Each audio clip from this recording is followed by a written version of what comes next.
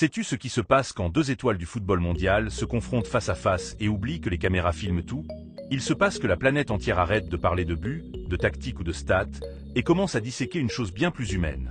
L'orgueil, l'ego, la provocation et la réaction. Ce que aucun entraîneur ne peut contrôler et que ni la plus glorieuse des chemises ne peut masquer. Et aujourd'hui, le football mondial vit l'un de ces épisodes qui marqueront les mémoires pendant des décennies.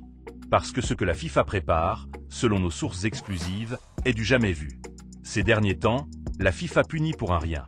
Alors, pour l'instant, laisse un like et abonne-toi, même si demain, soutenir cette chaîne passe pour de l'antisportivité pure.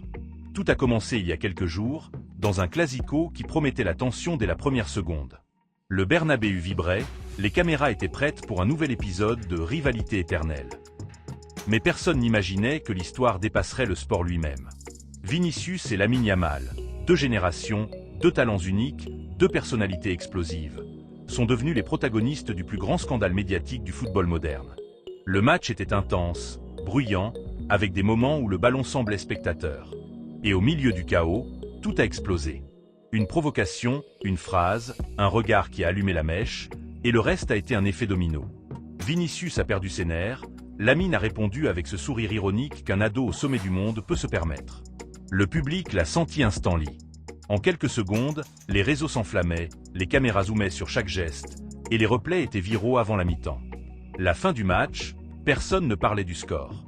Tout le monde parlait de l'affrontement, des insultes captées par les micros, des images dans le tunnel des vestiaires, où, selon des infos filtrées, un nouveau clash, bien plus tendu que sur le terrain, a eu lieu.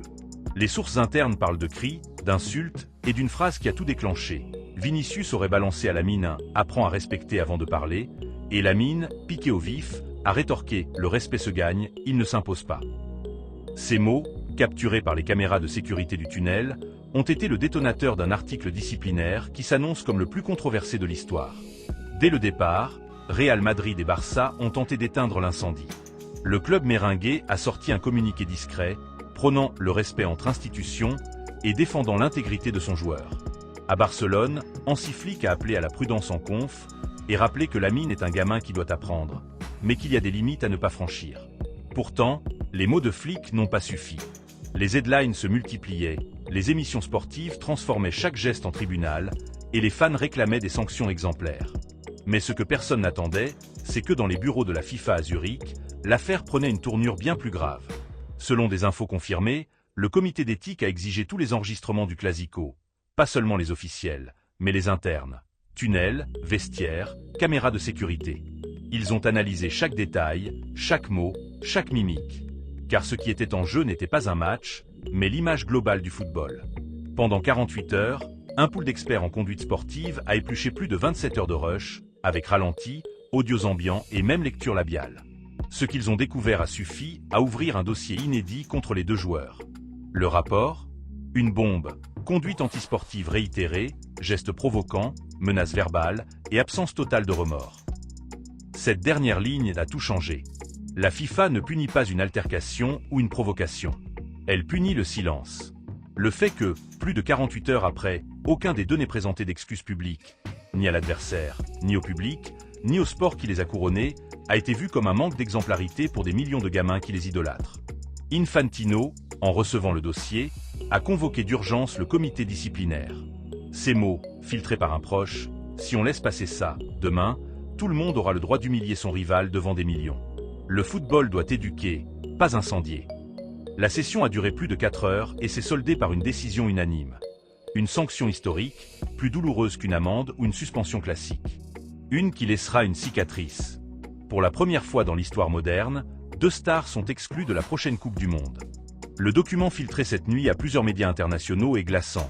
La FIFA, exerçant ses pouvoirs disciplinaires et analysant les preuves audiovisuelles du Classico entre Real Madrid et FC Barcelona, détermine que les joueurs impliqués, par leur comportement et leur expression, ne respectent pas les valeurs éthiques du sport. Ils sont donc inaptes à participer à toute compétition internationale pendant 18 mois, y compris la Coupe du Monde 2026. L'impact a été immédiat. Au Brésil, la nouvelle a explosé comme une bombe. La CBF a tenté d'appeler Zurich en urgence. En Espagne, l'ARFEF a réclamé une réunion extraordinaire. À Madrid, silence radio officiel, mais Florentino Pérez a mobilisé ses avocats pour une contre-attaque juridique. À Barcelone, Flick a réuni Lamine et son entourage pour le blinder du tsunami médiatique. Dans les vestiaires du Real, les réactions divergent. Certains n'y croient pas, d'autres sentent la tempête venir. Un vétéran lâche, ça n'arrivait pas avec Ramos et Puyol. Ils se massacraient sur le terrain, mais après, ils se serraient la main. Les nouvelles générations ont perdu l'équilibre entre passion et respect. Le débat a envahi la planète. BBC en ouverture, ESPN en spécial d'une heure, médias allemands, italiens, argentins en boucle. Jamais la FIFA n'avait frappé si fort des joueurs en activité pour une question de comportement. Mais la pression sociale, l'écho des réseaux et la viralité des images ont forcé la main. Cette nuit-là, Zurich bouillonnait d'appels, de communiqués croisés et de fuites calculées. Dans une salle fermée, accessible à 16 personnes seulement, Infantino a lâché « Ce n'est pas une sanction, c'est une leçon ». Il a ordonné de vérifier les statuts pour légitimer l'exclusion, un mécanisme inédit, justifié comme mesure exemplaire face à une crise d'image mondiale. À Madrid, Florentino réunissait son état-major à Valdebeba. Si c'est politique, on répond par la diplomatie. Si c'est personnel, on répond par l'histoire. À Barcelone, Flick n'a pas dormi, visionnant les images, briefant son staff, suppliant Lamine de garder le silence. Le gamin voulait poster. Si vous me sanctionnez pour me défendre, sanctionnez aussi ceux qui provoquent. Sun agent LA stop an extremis. À 8h suisse, la FIFA a convoqué les fédérations brésiliennes et espagnoles en visio. 45 minutes, ton glacial. Le Brésil a plaidé la victimisation raciale de Vinicius, l'Espagne, la jeunesse de Lamine. Infantino a clos, on ne justifie pas la violence par l'émotion. Le football n'est pas un réseau social. À 11h, l'annonce tombe. Info en rouge, réseau en panne, rue de Rio et Barcelone envahies de caméras et pancartes. Brésiliens crient à la persécution, Catalans à la folie. Neutre hallucine. Jamais de star n'avait été banni pour un clash verbal. Des fuites internes révèlent que la décision n'était pas si unanime. Des juristes FIFA estiment la mesure illégale, sans base réglementaire pour priver un joueur de sélection hors compétition FIFA. Mais Infantino a imposé l'autorité morale sur la bureaucratie. Les clubs, terrifiés par les représailles, optent pour le silence. Pourtant, en interne, l'indignation bouillonne. Au Real, on y voit une tentative de museler la voix de Vinicius. Au Barça, de freiner l'ascension fulgurante de Lamine. Médias mondiaux en feu, The Times titre « Le football perd son innocence », l'équipe parle de décision sans retour. En Espagne, les débats divisent, exemplarité ou hypocrisie. Un vétéran balance, 20 ans pour sanctionner les dirigeants corrompus, et là, on crucifie deux gamins. Ridicule. Le scandale prend une tournure politique. Le président espagnol exprime sa préoccupation. Lula ironise, le football est désormais dirigé par des saints. Vinicius s'isole en famille, s'entraîne seul, murmure « Ils m'ont puni pour être moi, pas pour ce que j'ai fait ». Lamine, lui, s'entraîne avec un sourire crispé, fond en larmes chez lui. Sa mère, le talent ne meurt pas d'une sanction, il se bonifie avec le temps. Flick, en conf express de 3 minutes, humanise l'affaire. Ni Vinicius ni Lamine ne sont des criminels. Ce sont des jeunes passionnés qui ont merdé. La punition doit mener à la réflexion, pas à l'exclusion. Ovation générale, même chez les rivaux. La FIFA reste inflexible. Lundi suivant, conf mondiale géante, 1000 journalistes, diffusion dans 150 pays, sécurité de sommet G20. Infantino monte sur scène, silence de 15 secondes, puis « Le football a parlé », et quand le football parle, le monde écoute. Il lit le communiqué, détail éthique, éducation, exemplarité, et conclut « Qui ne demande pas pardon au monde n'a pas le droit de le représenter ». Silence glacial. Il quitte la salle sans un regard. Le Mondial 2026 se jouera sans deux de ses plus grandes étoiles. En Espagne, le pays se déchire entre justice et scandale. Le foot passe au second plan. Le débat moral prend le relais. Jusqu'où va le spectacle, où commence la responsabilité?